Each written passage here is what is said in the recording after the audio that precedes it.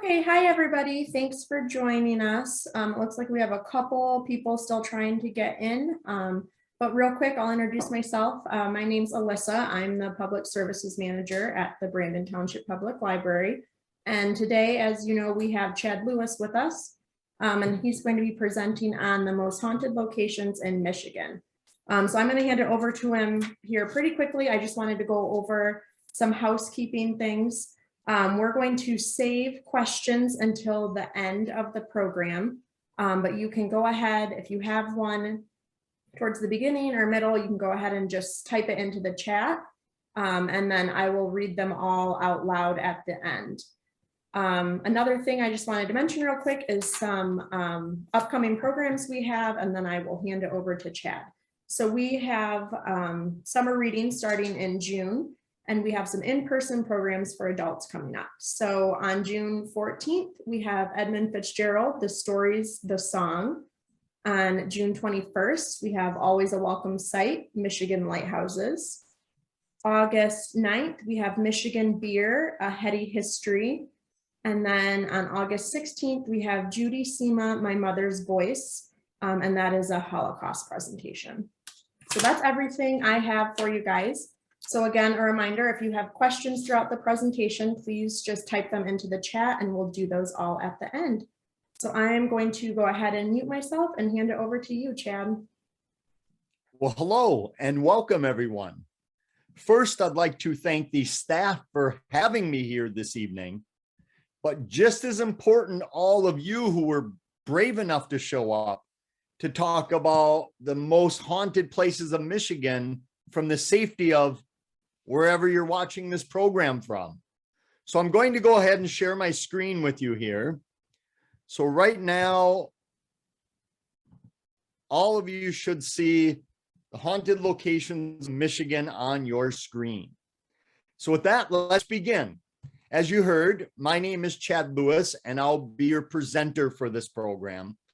And although my background is actually in the field of psychology, for the last nearly 30 years, I've been traveling the world in search of the strange and unusual. Everything from hunting for vampires in Transylvania, looking for the Loch Ness Monster, crop circles, reports of UFOs, alien abductions, really scary people, creepy places. You name it, if it's just strange and a little offbeat. Yes, you also have a Paradise, Michigan as well. You can pick which one you want to go to. But what I've learned on my travels is that many times the weirdest things happen right in your own backyard. So that's what we're going to explore this evening. Some of the most haunted locations that Michigan has to offer. For the next 45 or 50 minutes, we will travel the state looking at some of the weirdest folklore and anomalies from around the entire state. Sit back, relax. I'm going to give you the background, the folklore, the eyewitness accounts. I'll talk a bit about some of the research I've done at these locations. Heck, I'll even provide you with the directions to these places. But I'm going to leave it up to each and every one of you to travel to these places on your own and determine for yourself whether or not you believe the legends are true. And I know a lot of you have probably watched TV shows about haunted places, but it's much different when you go there for yourself, because when you're out in the middle of nowhere, and you see that shadowy creature lurking from tree to tree, you simply can't turn to another channel and forget all about it. So with that in mind, let's explore some of the scariest places in Michigan. We'll begin up in the UP. Don't worry, we'll get down below where all the trolls that live under the bridge live. But for now, we'll focus on the UP for perhaps the most common report I receive of a place in Michigan, and it involves the Paulding Light in Watersmeet, Michigan. For decades, people have gone out to this rural area to see what appears to be a strange spook light or earth light floating down the old railroad tracks along the power lines. People will set up at night and watch this mysterious light dart about. I've been there on numerous occasions, setting up telescopes, looking for the light, interviewing witnesses. Of course, skeptics claim that what people are actually seeing are the headlights and taillights of a nearby road from the vehicles passing by. The only problem with that explanation is that although some people probably are seeing that, is that the light and the legend predates there being vehicles in the area. That early settlers saw this mysterious light that would dart about almost as though it was under intelligent control. There are many variations as to how the legend began. One of the most commonly told legends tells of an old railroad worker. His job was to light the lantern and make sure that he waved it about so the train could slow down and wouldn't crash. One night he happened to oversleep his time, and the train came rumbling in, crashed, and several people died. He was so distraught with guilt that he committed suicide. Ever since that moment, he's been seen waving that mysterious lantern light as he makes sure that the train never derails again. Others claim that it's nothing more than a hoax light. I've talked to people who claim they've been chased by this light. Many people have electrical problems with their vehicles out there, that when they go out there, their batteries drain, the vehicles won't start up again. They have to be towed out or jumped out of the area. It's one of the most infamous places in all of Michigan. There have been several documentaries and movies done on the Paulding light. One of my favorites had the tagline that, "For years you've been afraid of the dark. Now you'll be afraid of the light." On any given night, you can go out there and see many people looking for the Paulding light. And there are similar lights throughout the US, most notably the Joplin spook light in Hornet. When I mention haunted places, a lot of people tend to think of cemeteries. And the reason being is quite simple. Back when cemeteries were chosen, the land was thought to serve as a portal between our world and the spirit world. So when your loved one passed on, it would just be easier for them to travel from our world to whatever world you believe they go to. But regardless of whether or not you believe that theory, there are many places around Michigan where they think it's working in reverse, that the living are not simply moving into the dead, but the dead are coming back to the living. First stop, a family reunion. Everybody loves a family reunion, daughter and father coming together after time spent apart. In fact, there's a whole segment of Hallmark Christmas movies on people coming together as family reunions. But this next one's not so family oriented.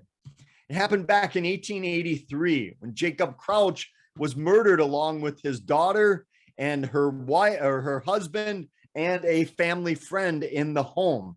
The case was never officially solved. But that's not the scary part. That's the sinister part.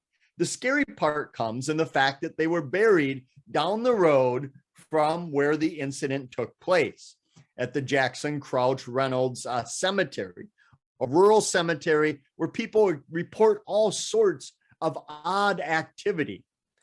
And I have to admit, when you're there at night by yourself, it's a pretty creepy place to be.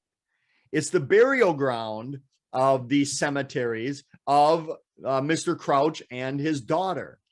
But the family heartwarming part comes in the fact that on many nights, witnesses have seen what appears to be the ghostly image of the daughter walking down the road, coming toward the final resting place of her father. And many see her looking over the father's gravestone and then vanishing into thin air. And although these occurrences happen throughout the year, because folklore is never tied to a calendar or a time clock, or even our concept of time in itself. Even though people have seen it year round, a lot of people go there on the anniversary of the murder on the evening of November 21st, hoping to see this ghostly family reunion. And speaking of Hollywood shows, we all know legends and movies about witches, but thankfully, stories of witches only happen in Hollywood, right? Well, Hollywood, or the Pierre Cheney Cemetery, another very secluded cemetery, has a long history of weird anomalies taking place. Now, the town of Pierre Cheney, there's not much left of it. Back in the 1800s, it was a thriving place. Many businesses, many people living there. They had industry, but the problem was plagues kept coming through. Diseases kept coming through, wiping out town folks after town folks. Eventually, it became too much. They thought the place was cursed, so they abandoned it, moved away to other parts of safer portions of Michigan. But the cemetery still remains. And while people were living there, it was said that there was a witch in town, a young woman practicing the black arts, witchcraft.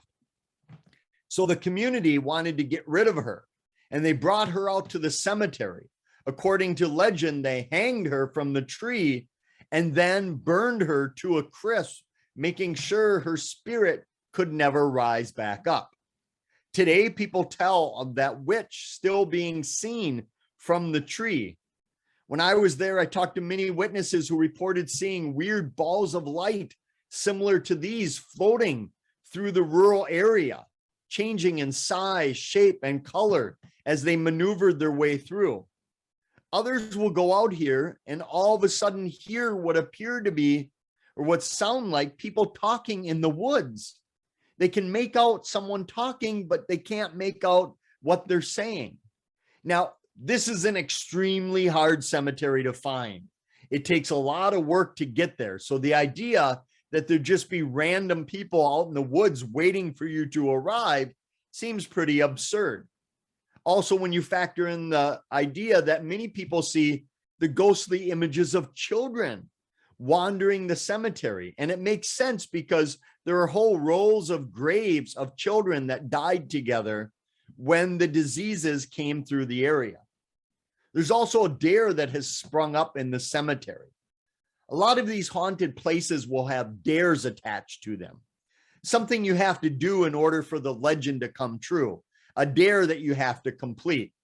And the dare is here that if you take anything from the cemetery, whether it's some trash, a leaf, or part of a gravestone, you'll be cursed with bad luck until the day you die or till you return what you have taken. I've spoken with several people who told me they actually left stuff behind because they had been cursed when they took it with them in this secluded cemetery. What about buildings that are no longer there? The land has changed and shifted. That's the next case of Seven Gables Road, one of the most infamous places in all of the state. To get there, you have to follow an old patch road, and then you'll come to the gate marking where the land once was. There was once a beautiful home here. It is said that a man went crazy. This is what the home looked like when it was still standing. The man went crazy and burned down his house with his family inside. Another version of the legend tells that a witch lived all by herself out in the home, and townsfolk torched the house with the witch inside to make sure that she could not bring evil to the village. Regardless of whether any of those versions are actually true, the home's no longer there, but people still go out there and have experiences. While they're walking out to the place, they swear that they've seen a phantom home appear, but when they look again, nothing can be found. Others will hear disembodied voices talking to them while they're out there. And many get this overwhelming sense that they should not be there, that whatever's there does not want them there. Even strong, sturdy people who normally wouldn't get spooked by anything are creeped out when visiting the Seven Gables Road. And if you're going to visit there on a legend trip, make sure you bring some friends with you, not just for the companionship of it, but because of the dare. The dare tells that the last person to pass over the gate will have bad luck, misfortune, or death will occur to them from being the last person to walk over the gate. So always make sure you're a little bit ahead of your friends so you're not the one being cursed by walking over this gate into the Seven Gables area. Or perhaps you want to head to Jackson, to Hillcrest Memorial Park. Here is the tragic story of a young girl named Little Mary. This is where she lived. She came from a prominent family, but all the money in the world could not protect her from disease ravaging through Michigan. And as a young girl, she passed away and was buried on the family plot behind the home. This beautiful cemetery gravestone here, you can see the sculpture put in her honor. But the story doesn't end there. The fact that when she died, legend tells that her mom began having dreams in which the daughter came to her and said, "Mom, help me. I'm buried alive. I'm still here. Dig me up. Save me. Don't leave me." So the legend tells that her mother did what any loving parent would do and dug up her daughter. The story is that the daughter had been buried alive, and sure enough, they found deep scratch marks on the top of the coffin as though little Mary tried to claw her way to freedom with 6 feet of dirt on top of her. And now people go out there and claim that they will hear scratching coming from the gravesite of little Mary, or sounds coming from the ground. It is said if you put your ear to the ground, you will hear the cries of young Mary being buried alive, begging you for help and to not leave her on her own. Of course, the legend seems to be very embellished. There's no evidence whatsoever that Mary was buried alive. There's even less evidence that she was ever dug up and her grave inspected or desecrated. So it brings up the great question of, what about being buried alive? It's a great piece of folklore, but is it anything more than an urban legend? Was anyone ever buried alive? Well, yes, we know thousands of people were buried alive. We know this because we have thousands of newspaper accounts from the late 1800s, early 1900s. Back then, whether you were in a diabetic shock or in a coma, doctors would often pronounce you dead.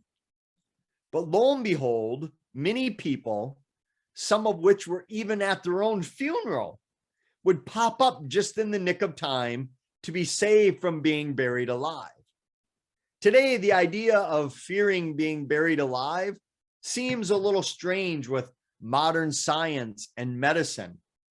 But our great grandparents were so afraid of being buried alive, they came up with several inventions.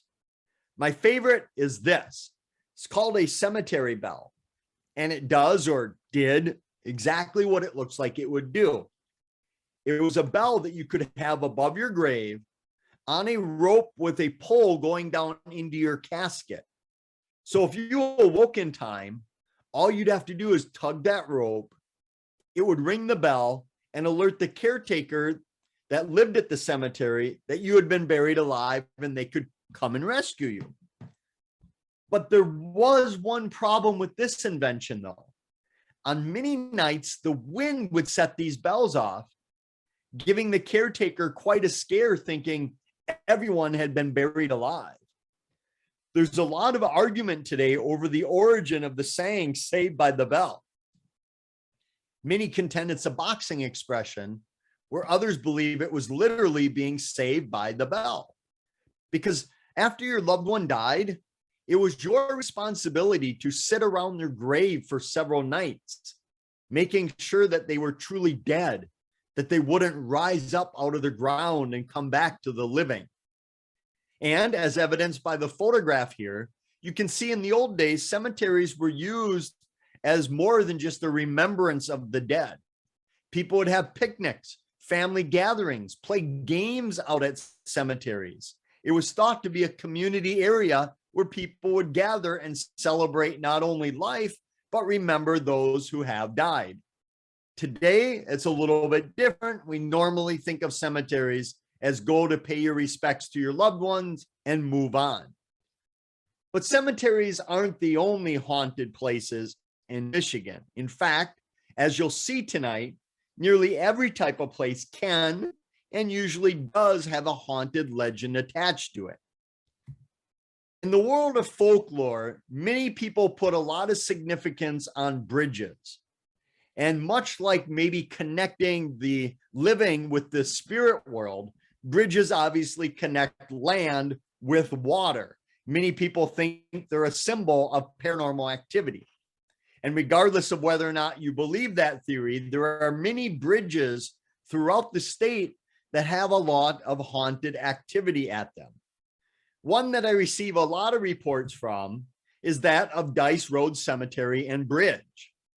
And it's here that a lot of people drive out looking for strange activity. Not only is the cemetery thought to be haunted, but the bridge itself is thought to be haunted.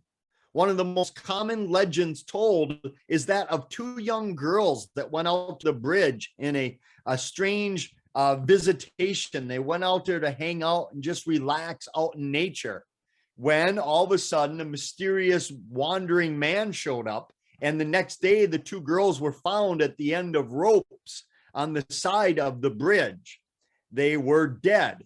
What thought was at first apparent suicide turned out to be perhaps they were murdered.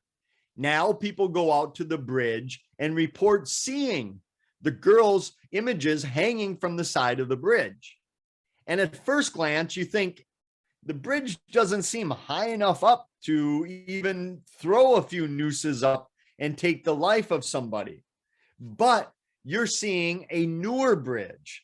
The new bridge was put in, the older bridge was much higher up, and it looked more creepy, where you could obviously see something strange like that happening. So not only do people see the ghostly images of the girls hanging from the ropes, others see the mysterious vanishing hitchhiker of a woman on the road. At first glance, many think maybe she broke down, a motorist that needs some help or assistance. So they slow down, but when they approach her, she's nearly transparent and vanishes right before their eyes. Often this vanishing hitchhiker, which is a ubiquitous urban legend throughout America, is seen at the Dice Road Cemetery as well.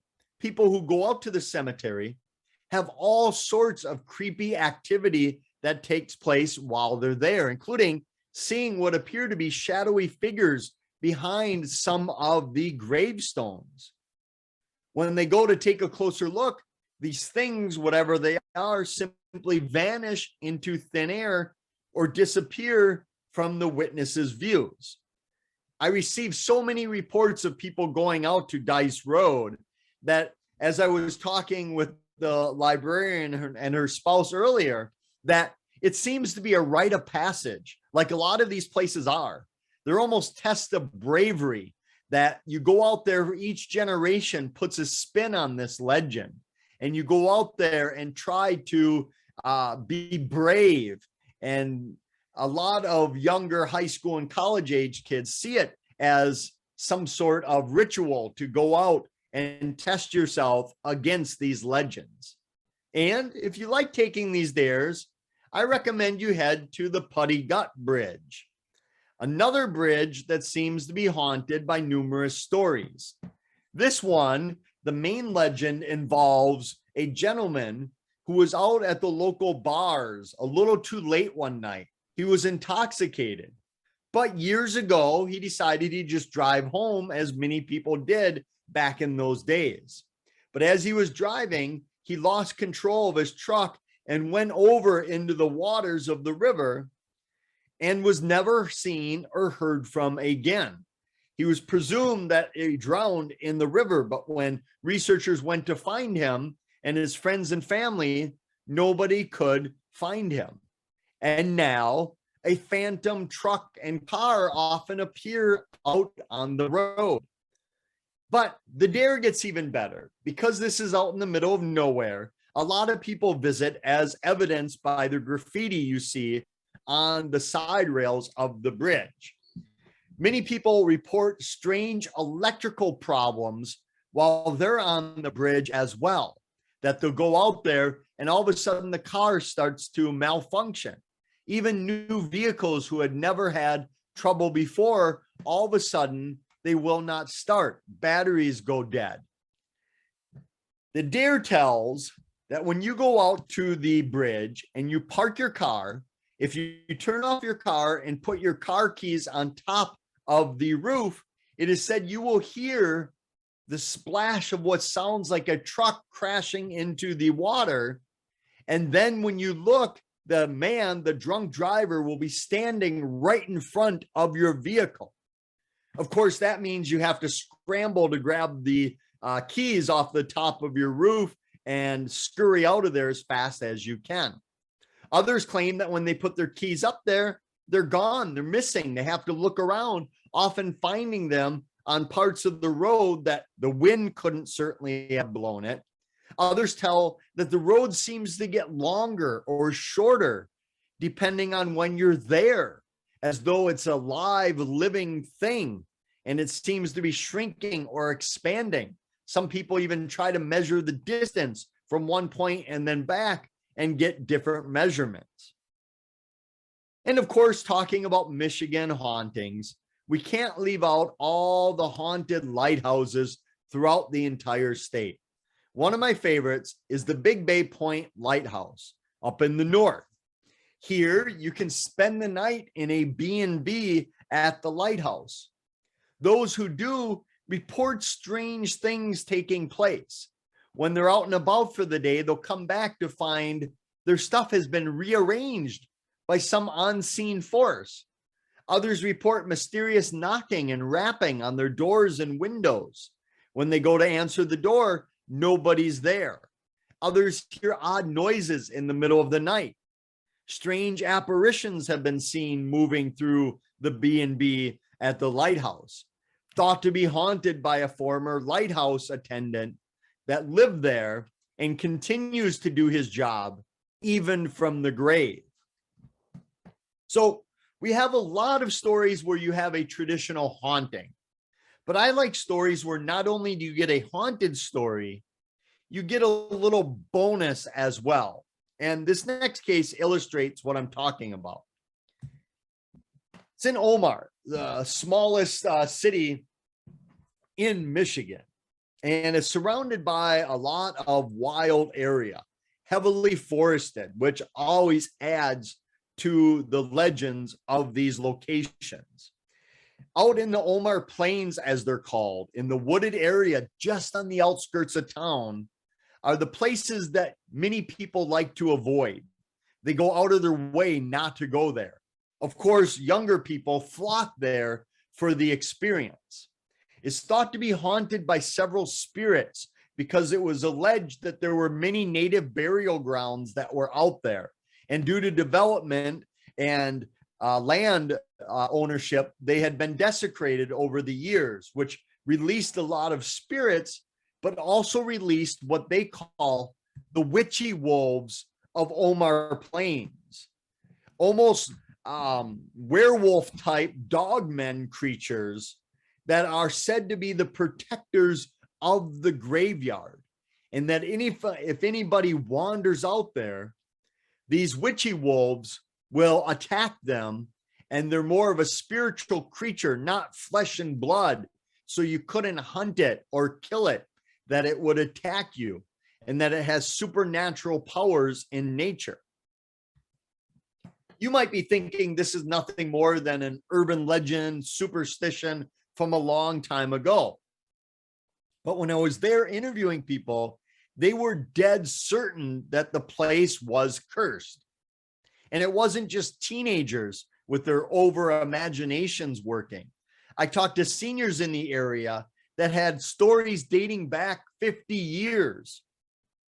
One gentleman gave me a private tour through the area. He was the town historian. He told me back in the 50s, people would go out there quite a bit through the 60s and beyond as a lover's lane, if you will, get to know one another out there. And then they would go out and hear weird growling and scratching, almost like the urban legend of the hook man scratching on the top of your car. Of course, a lot of the young men at that time would bring the girls out there to scare them, to get them into the mood for romance and a little bit of close contact. But oftentimes it was said that these girls and the guys would go out looking in the woods for the witchy wolves. Oftentimes the girls would come back with their leggings and their skirts ripped, and they wouldn't blame it on the hormones of their date. They would blame it on the witchy wolves, that they were scratched up. This gentleman told me he personally saw people coming back that claimed that they were scratched and attacked by these witchy wolves, which of course is just another name for the Michigan dog man, which in the last 20 years has really spread throughout the world as a known cryptid in Michigan, perhaps its most infamous cryptid, where people see a werewolf type creature called the dog man. Very similar to a werewolf in the fact that it's very tall, pointed ears. It's a biped standing on two legs. It's got matted down fur, pointed ears, the muzzle, the fangs, but it seems to be more of a slight build than your traditional werewolf type creature, almost as though it's a different being altogether of a very slight dog body with a wolf-like head on it. But don't feel bad. You're not the only people to believe in dogmen or werewolves. Thanks to my good friend and colleague, Linda Godfrey, my home state of Wisconsin is now known as the werewolf capital of the world, because Linda started receiving reports similar to the dogman on a small stretch of road called Bray Road, where people in southeastern Wisconsin were seeing a very similar creature to the dogman. Again, this bipedal creature upright on its hind legs with short arms, heavily furred, and very terrifying. Many times it would be seen on the side of the road eating freshly killed prey or roadkill. But the good news is that outside of charging at a couple of vehicles, these creatures seem to be just as afraid of witnesses as the witnesses are of them. And rather than attacking people and trying to devour them, they seem more likely to scurry back into the underbrush and remain undetected. So the good news is, if you go out to see the witchy wolves or go to Bray Road to see the dog man, most likely you won't be killed. Well, 50-50, give it a try. But outside of dogmen, many believe that it's more of a hellhound type creature that is roaming the witchy wolves area. These large black creatures with glowing red eyes, thought to protect the devil's bidding. And they often do appear at sites of crossroads, rural backyard graveyards, places of burial, places of tragedy, which makes perfect sense if there were Native American burial grounds out in the Omar Plains, that these things might be protecting it. But let's move off from some of the more sinister versions of hellhounds and dogmen to more traditional hauntings. And a lot of people believe that when you die, if you do become a ghost, why would you hang out at cemeteries? Why wouldn't you hang out at the places you loved while you are alive? Which is probably why we have so many haunted bars here in Wisconsin. But it begs the question that why wouldn't you hang out in the places you go while you are still living? Which is why there are so many old restaurants and hotels and theaters that are thought to be haunted, including the historic Fenton Hotel, a beautiful restored historic location. When you walk in to this home, you almost feel like you were back in the 1800s, that you were a weary traveler making your stop at one of the few houses that would take you in. And because it has such a long and sordid history. Many have a lot of ghost stories here as well. Objects seem to move on their own as though thrown by some unseen force. I talked to staff members who told me that equipment will go missing and for weeks on end and then reappear in the most obvious of places. People will be tapped on their shoulder when they spin around. Nobody's there. Lights will be turned back on when they're locking up and leaving. They'll go out to their car and see a light has been turned back on. Go back in, turn it off. Same thing happens over and over and over. Long history is very hard to detail who or what may be haunting it.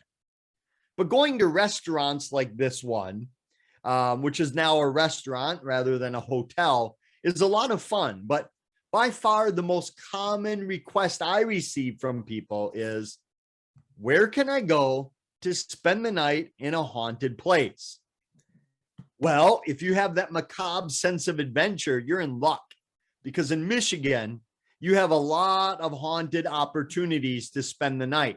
As you saw previously, you have haunted lighthouses and B&Bs, hotels, motels, campgrounds, resorts, and the like. Some of them are very high end. You'll love staying there. They're upscale. Others, well, they're more of a roadside motel that you might take if it's late at night and you're without any other options.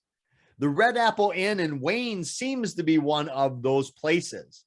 It's a notorious location because although it's a nice hotel to spend the night in, many deaths have occurred in the hotel, or the motel, as I should say. They call it an inn. Many believe it's in room 117 that a lot of the activity happens. People staying there, again, report odd things missing, moved around, but nothing of value is ever found missing, as though somebody snuck in or broke into the room and stole things. Just bags are packed and repacked and moved around a bit. And there are a lot of different explanations as to why it's haunted. Room 117 is thought to be haunted because the legend is many years ago, a man ate at the restaurant while staying at the hotel and did not tip the waitress very well, and she ended up murdering him in his hotel room. Obviously, it seems a little irrational that someone would murder another person for a small tip, but that's the way the legend goes. Others tell of a young man that was actually beaten to death in the parking lot after leaving the restaurant one night. He was attacked by several people, ended up beating him, and he ended up dying later that night. Other people have been murdered in the hotel and natural deaths as well. Police were called there many years ago when a man choked on his delivery pizza while staying at the motel. Another woman lost her life while she was being intimate with her husband at the hotel. She died as well, leading authorities to come and grab her body as well, which just showcases that a lot of people die at motels and hotels. Just statistically speaking, that's bound to happen. But this place seems to have more than your average motel when it comes to tragedy, mishap, and misfortune. And they actually embrace their haunted reputation. A lot of places, especially hotels, shy away from it. When I first started doing my first haunted book back in 2001, 2002, no matter what the place was, whether it was a B&B, restaurant, or a theater, they said, we don't want to be in your book because if people find out we're haunted, no one's going to come here. But then they said, go ahead, who's going to read your book anyway? And now I receive emails from them saying, thanks so much, because people go there specifically because of the haunted legend. And of course, you get places like Wayne's Red Apple Inn that are a little on the lower side of society, in fact, of its being a well-to-do place. And then on the opposite end of the scale, you get places like the Whitney in Detroit, one of the fanciest places to go and spend an afternoon or evening enjoying a meal. Seems to be one of the most haunted places of the city as well. Many believe it's haunted by Mr. Whitney and his wife, that they both love the place so much they refuse to leave.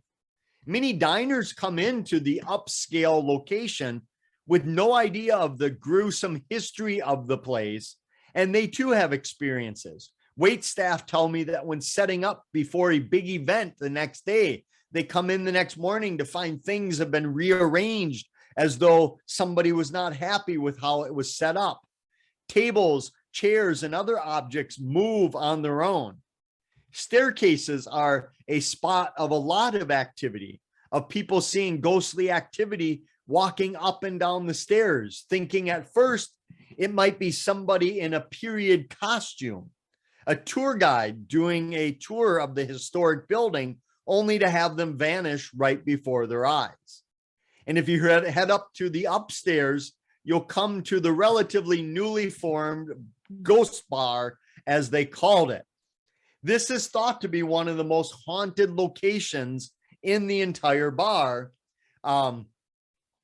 And bartenders and staff told me, for good reason, that they'll be working when all of a sudden bottles will fly across the room on their own as though thrown by some unseen hand. Bartenders hear their name being called out, but when they spin around, nobody can be found. Others report oddities of seeing weird apparitions out of the corner of their eyes. And then when they look, they either vanish or walk into a wall and simply disappear. I love that they called it the ghost bar. Every time I've been there, they've been pretty open about talking about the legends and the lore, again, because it draws customers to them. So might be a great place if you're looking for a weekend away to go see some spirits and have some spirits as well. Another location a little bit closer to where a lot of you are watching this from is the old Holly Hotel. And it's here that a lot of history has come through. And a lot of people have weird stories here, and they're very similar of your traditional haunting. Weird noises, disembodied lights floating through the area, a sense that you're not alone. When you walk through, you can almost feel the history in the restaurant while you're there. It almost feels like those from the 1800s are sitting there with you. And for good reason. People see all sorts of people dressed in period garb walking through the building and then vanishing into thin air. Most importantly, people see the ghostly image of a woman dressed in a Victorian era garb walking down the stairs and then simply looking transparent, oblivious that anybody's there, and then they vanish right into thin air. The interesting part here is that years ago, when this was a hotel and restaurant, they had a lot of billiard tables in there because that was the game of the clientele. And it was a very popular place to go to play billiards. Today, based on space and changing social habits, they no longer have the billiards table there. Well, not exactly. The billiards tables are no longer there, but the sound of people shooting pool is still there. People will hear it while they're eating and relaxing and say, "Where's the pool table? Can we go play?" And the staff have to tell them that, of course, the tables have been removed long ago, even though it seems like the ghosts are still looking to play a game at the old historic restaurant. It's interesting because it's in Holly, and Holly's another location where I receive a lot of other type of reports.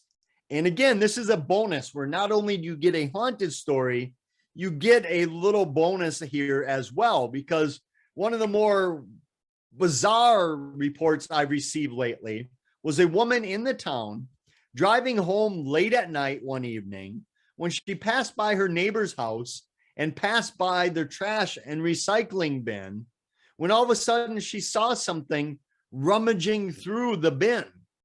At first, she slowed down almost to a complete stop, thinking it's probably nothing more than a raccoon or some other varmint trying to get in to the trash cans.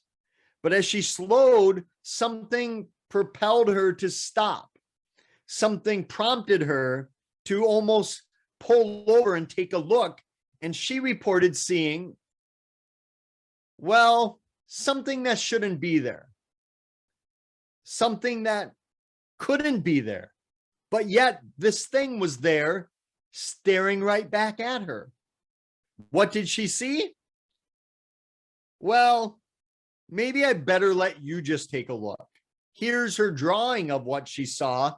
This creature. She said it was taller than the cans, staring right at her with giant red saucer-like eyes.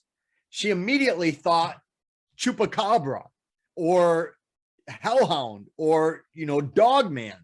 But the weird thing is even though she was in the presumed safety of her vehicle, that at any moment she could have tore off and been safe, she felt as though this thing was telling her, you're not supposed to see me. You better leave the area. And she hightailed it out of there. And when she got home and calmed down, she was a little shy and embarrassed about reporting it because she knew how it sounded. But at the same time, she was convinced that this thing would have harmed her if she had not left. And that's very common with witnesses, that it's almost as though they step into a zone of fear and they have this irrational fear that if they don't leave the area, they're going to be harmed or worse, even killed. But once they're out of the area, it seems to wear off and they feel a little foolish of how spooked they had become. And I put this on there because a lot of the stories seem to happen to people who are not out actively looking for these things. They just happen to be at the right place or the wrong place at the right time. And as I'm running low on time, I'm going to finish with the most common report that I receive from people. I receive over 200 emails a week from people around the US about their paranormal experiences. And the overwhelming majority of those people contact me about their home and their belief that their home is haunted. Some of them have an idea of who is haunting their home, whether they smell grandma's perfume on the anniversary of her death, or grandpa's cigar, or they see a relative or loved one. Others have no idea who or what is haunting their place. Many, believe it or not, are okay with it. They're fine with it. It doesn't bother them at all. Others will do whatever it takes to get out of the home and not spend another night there. Most common reports people report at their home is rapping and knocking on the doors, mysterious noises. When they go out, things will be rearranged, trouble with electrical, appliances in the home, things going missing, reappearing, hearing somebody walking about your house at night, strange noises, and the like. But the reason I like to end with the idea of people contacting me about their haunted home is the fact that later tonight, when all of you put your head down on your pillows and you hear the wind rustling outside your window, I want you to ask yourself, is it possible, just maybe, that wasn't the wind howling outside your home? And maybe you too are living in a haunted house like so many others. And with that, I wanted to save the last 10 minutes or so that we have for any questions, comments, or stories that any of you might have. If you want more information, my website has more than you could ever want or need. But I hope your adventure doesn't end with this video. Grab one of my books, go on your own road trip of Michigan. And when you do, I think you'll discover that you live in one heck of a weird state. And I mean that in a good way. You're going to see things you've never seen. You'll meet some odd people. And along the way, you might just discover that the strangest thing out there is often yourself. So with that, I'll throw it back to the library. If you want to ask a question, you can throw it in your chat room or maybe unmute yourself. But again, I want to thank the library for putting this together. It's very rare that you can come to a program like this at no cost and check out a wealth of information from the library. And I can't think of a time in America's history in which the library has played a greater role than it does in today's world. With everything that's been going on with politics, societal issues, the pandemic, libraries are the fabric that keep our communities together, a real treasure for anyone who has one. So to show my appreciation, if you want to get any of my books on my website, just type in the coupon code library, you'll get 20% off just because the library is so amazing. So if you like programs like this, let them know so you get more of these. If you didn't like tonight's program, let them know so you get fewer of these. But either way, they should be applauded. And thank you all for coming. I'll stop sharing my screen and open it up for any questions. Okay, thanks, Chad. That was awesome. You gave me goosebumps a couple of times, some of those stories. We do have quite a few questions. So the first one is from Laura. She says, have you personally experienced ghostly activity? Great question. Every place you heard me talk about, every place I write about, I actually went there and visited, investigated for myself, talked to witnesses, tried to dig up fact versus fiction. I would say in the thousands of places I've been, from 14 countries and 40 plus states here in the US, I could count on maybe one hand or a couple fingers of things that I would say were truly strange. For instance, it's never anything truly bizarre, where it's always very subtle, at least for me. I was in a alleged haunted cemetery at night with some colleagues. We were walking around. It was dark. We had been there in the day, so we knew the area. And I was just walking. I had a flashlight and something else in my hand, and just walking, swinging the arms. And all of a sudden, my arm hit my buddy. So I spun around and said, sorry, but nobody was there. But I was certain that my hand hit somebody. It stopped like a brick wall, but nothing there. Now, is that paranormal? I don't know. Maybe just some other rational explanation. So those are the things that happen to us. Psychics I bring with me claim that they've been pinched or pushed by some of these spirits, or maybe someone hears something that wasn't audible to the rest of us or didn't appear on our recording, or vice versa. So for me, it's always real subtle, which I think is a disappointment for many people. Great. Patty asks, where would you recommend we check out first? I always encourage people to find something in their own backyard. Start there because it's the easiest and it's a quick way to get yourself in there. But people often like the adventure of traveling. But I always joke that there's not a place in Michigan you can't throw a rock without hitting a haunted location or a supernatural legend around. So I always like to start close from home. You can have all the resources, the local library, historical society. You can dig up these stories, but it also depends what you like. I know many people who love going to haunted lodging options, but they would never be caught in an alleged haunted cemetery or an abandoned insane asylum. They like the safety of being indoor. So find out what you like to do, what legends you like to explore. Maybe you like the more gruesome legends of serial killers, mob hits, murders, tragic accidents, untimely deaths. Or maybe you like more of the traditional haunted from history. So there's so much in the paranormal field that find something the way you like doing it and go do it. And that pertains to equipment as well.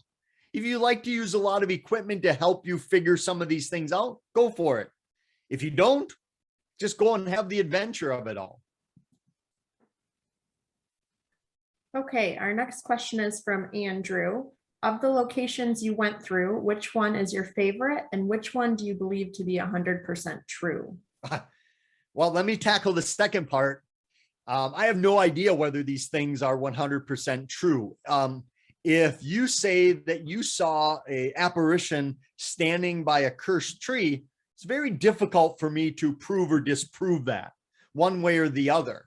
So 100% true, I can sort fact from fiction where you can, if there's a story of a man murdering his family, you can find out usually whether or not that really happened. But does that change the idea that it's haunted? Maybe or maybe not. I love outdoor places. I love places where cell phone reception's horrible. I love places that when you go there, if you're not getting scared, you're not trying hard enough, because they're just downright creepy places. I like Dice Road quite a bit. I like the Paulding Light, although I think many people are misidentifying the light. I still love the legend of being there, where you're out in the middle of nowhere, help is nowhere to be found, and you're on your own.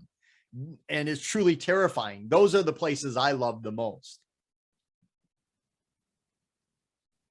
Okay, the next question is for me, and some other people might be wondering this. Gloria asked if the recording will be available. So yes, sometime tomorrow, the recording will be posted on the library's YouTube channel, and then that will also be shared to our Facebook. So if you want to rewatch or share with somebody who couldn't come tonight, you will have that option.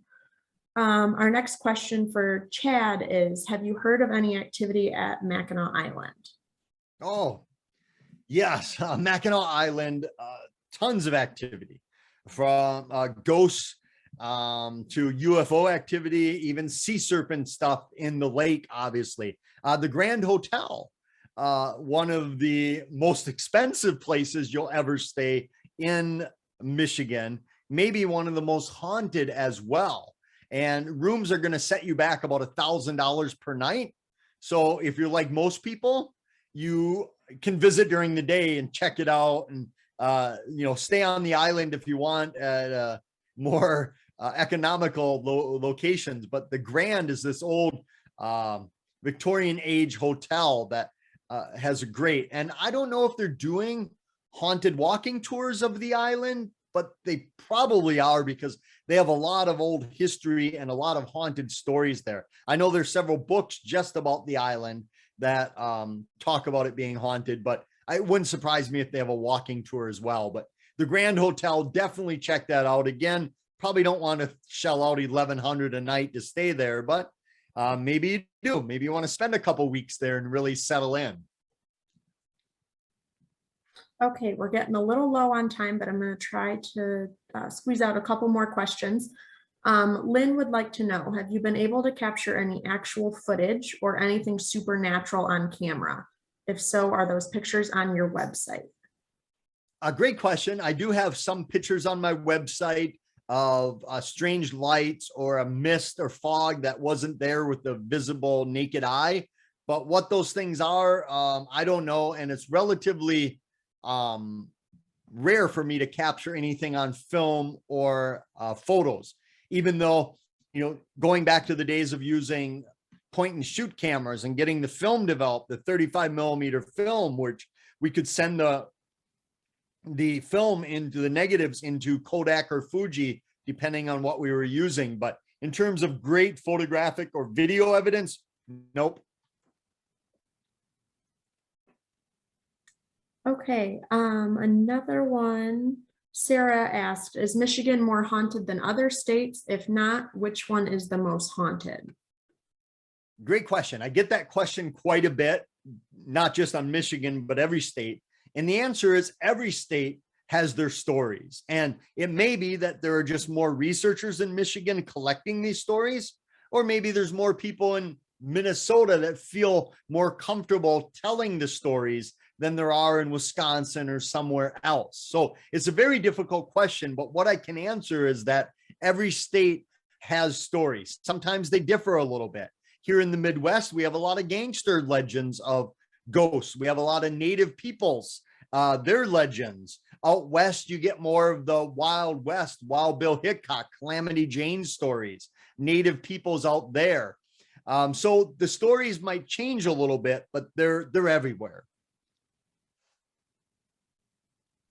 Okay, thank you. We do have a few questions we didn't get to, so I apologize. I tried to scan through as much as possible, but it is 8 o'clock, so we don't want to keep Chad too much longer. So just thank you everyone for joining us tonight. I hope you enjoyed it as much as I did. And thanks so much, Chad. That was very interesting. Keep an eye out, everyone. Have a good night.